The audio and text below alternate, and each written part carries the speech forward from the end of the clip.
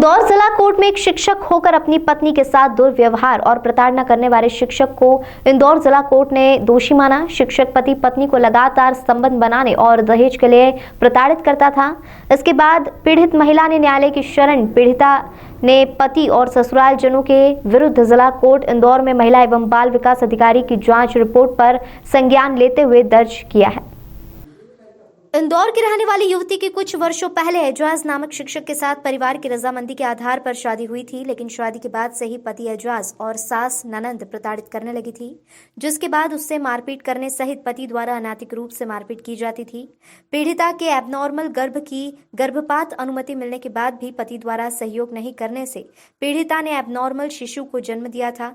हैवान पति फोन बंद कर पत्नी को मौखिक रूप से 3 तलाक का कहकर फरार हो गया, जिसका पीड़ित महिला द्वारा सदर बाजार थाने में प्रकरण दर्ज कराया गया था और इस पूरी प्रताड़ना से प्रताड़ित होकर महिला ने जिला न्यायालय की शरण ली और पूरे मामले में घरेलू हिंसा सहित अन्य धाराओं में प्रकरण दर्ज कराया था।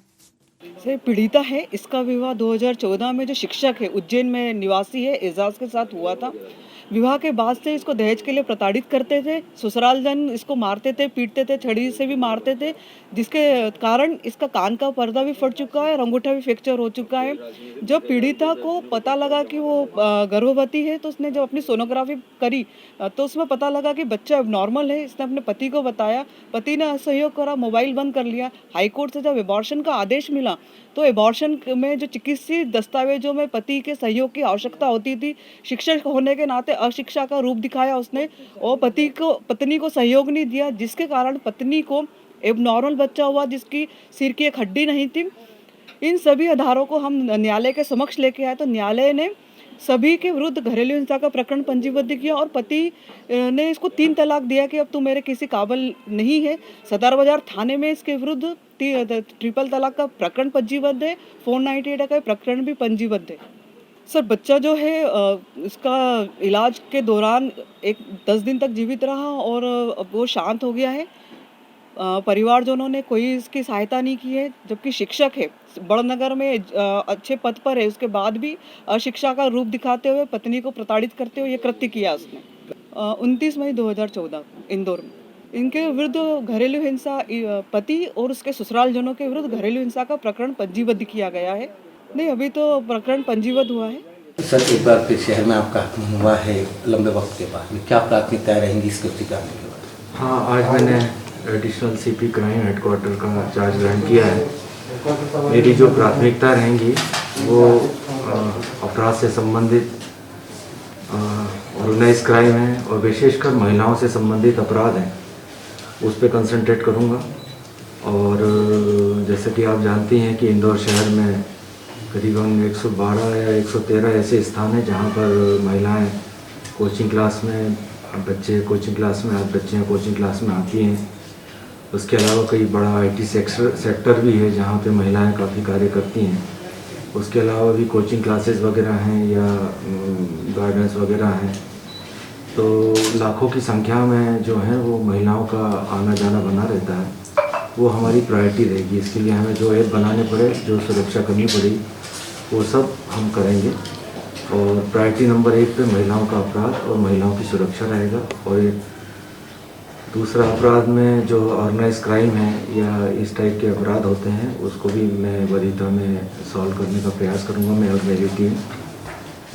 इसके अलावा जो कमिश्नर साहब ने जिस तरह से कॉलोनियों का एक विकसित किए हैं सुरक्षा के लिए, जहाँ पे सभी कार्य जो हैं वो 2 कॉलोनियाँ भी चूज़ की हैं, उस तरह से हम प्रयास करेंगे कि इंदौर की आगे प्रत्येक कॉलोनी सुरक्षित हो, इसका भी प्रयास रहेगा। अपराध से संबंधित जो भी हीनियस ऑफेंसेस रहेंगे वो हमारे प्रायोरिटी पे रहेंगे।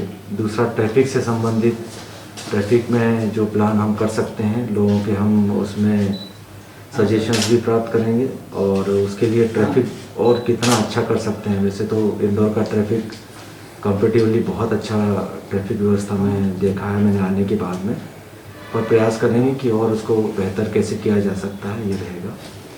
तीसरा, मेरा हेडक्वार्टर का चार्ज रहेगा, तो मेरी ये भी प्रायोरिटी रहेगी कि हमारे जवान जो रात और दिन मेहनत करते हैं तो उनको ऑफिस से संबंधित कोई परेशानी ना हो, उनके परिवहन से संबंधित कोई परेशानी ना हो, उनके टीए, उनके वेतन, उनके मेडिकल या उनसे संबंधित जो भी समस्या हैं उसका निकाल हम जल्दी से जल्दी कर सकें। उनके जो प्रमोशंस हैं समय पे प्रमोशन हो सकें, हवलदार से एएसआई, सिपाही से हवलदार, जो भी स्टेज पे जो अधिकारी करते हैं हम प्रयास करेंगे कि वो समय पे हो जाएं और उनका लाभ जो सरकार ने प्रमोशन कार्यवाहक का दिया है उसको हम ज़्यादा से ज़्यादा उनको लाभान्वित कर सकें और यहाँ के फोर्स की समस्याओं का निराकरण करने का भी जिम्मा हम लोग हेडक्वार्टर के नाते हम लोग करेंगे। इसके अलावा भी